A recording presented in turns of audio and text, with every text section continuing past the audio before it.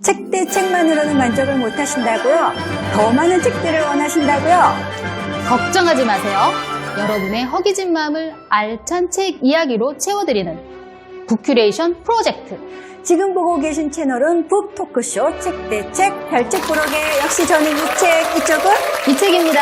아니, 송책님은 어디 가시고 이책님이 나오셨어요.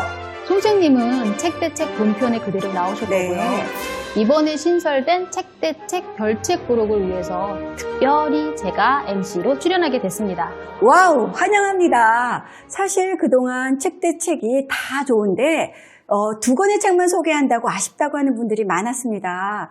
그래서 저희가 3박 4일에 걸친 치열한 내부 논의 끝에 더 많은 책들을 한꺼번에 소개해드리고자 책 대 책 별책 부록을 준비했습니다.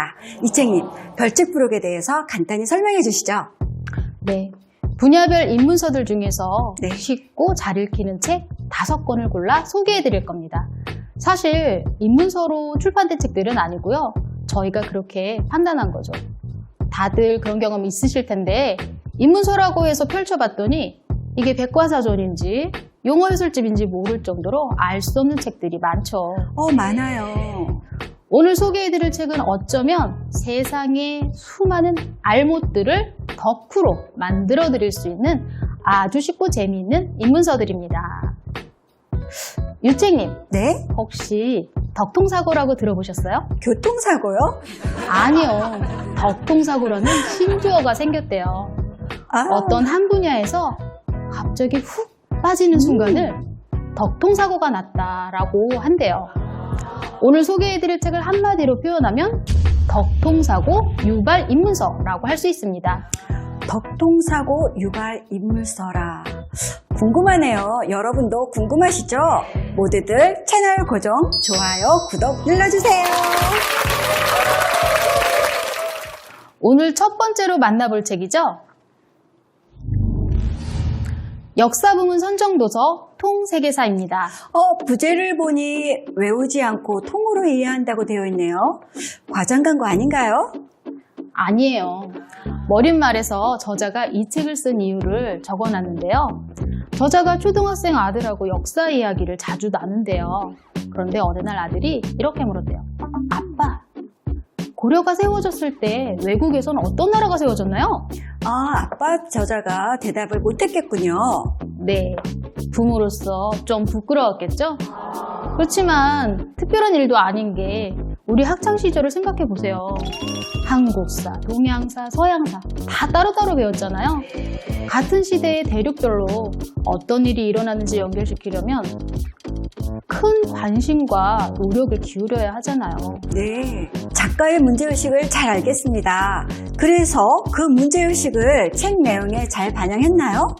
그럼요.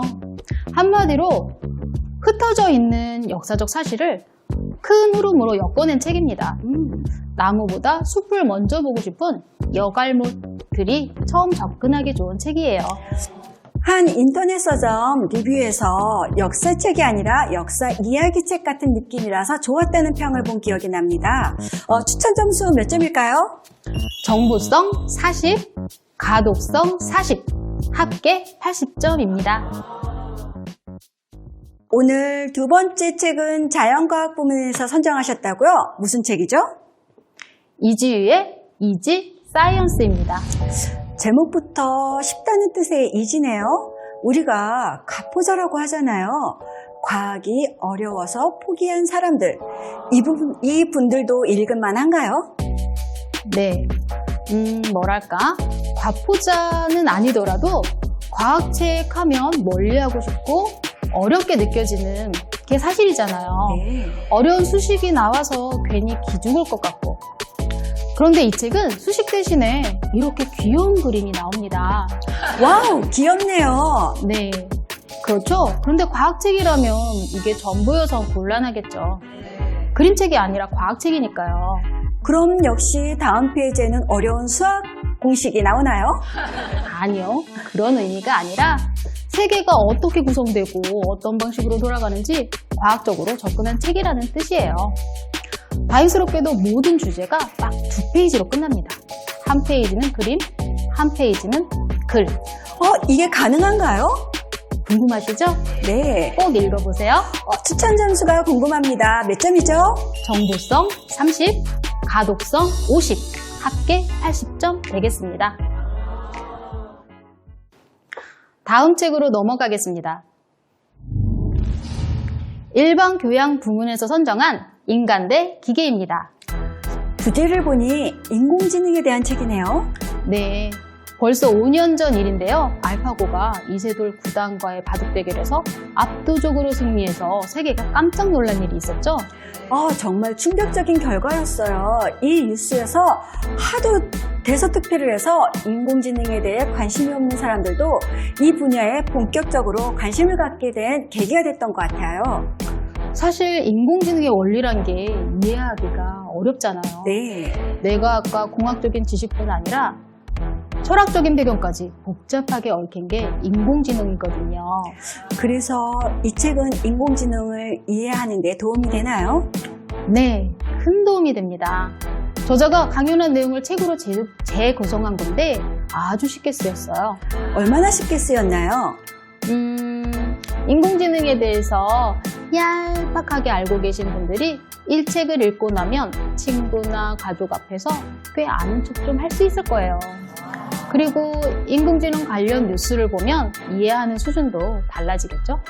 이 책의 유용성이 확 와닿는데요. 추천 점수가 궁금합니다. 몇 점이죠? 정보성 50, 가독성 40, 합계 90점 되겠습니다. 와우, 여태 나온 것 중에 점수가 제일 좋아요. 네. 다음 책을 만나보겠습니다. 자본주의라는 책입니다. 지은이가 특이하게도 EBS 자본주의 제작팀인데요. 네. 2012년 방송되어서 화제가 됐던 EBS 다큐 프라임 자본주의 5부작을 책으로 펴낸 거예요. 저도 이 다큐 재미있게 봤던 기억이 나요. 근데 책으로 나왔다는 건 몰랐습니다. 주식하시는 분들께 도움이 될 만한 책일 것 같은데 맞나요? 요즘 주식 열풍을 넘어서 광풍이 불고 있잖아요. 이책님, 혹시 주식하세요? 묵비권 행사해도 되죠? 개인적으로 너무 민감한 질문 하지 말아주세요. 들으셨죠? 네. 이야기 이어나가겠습니다. 결론부터 말씀드리면 주식 투자 비법을 알려주는 책은 절대 아닙니다. 그보다 좀 커다란 시각에서 자본주의, 화폐, 돈 등 이런 게 도대체 뭔가라는 물음을 아주 깊게 탐구한 책입니다. 설명만 들으면 왠지 어려울 것 같은데요. 네, 맞아요. 그저 쉽기만 한 책은 분명 아닙니다.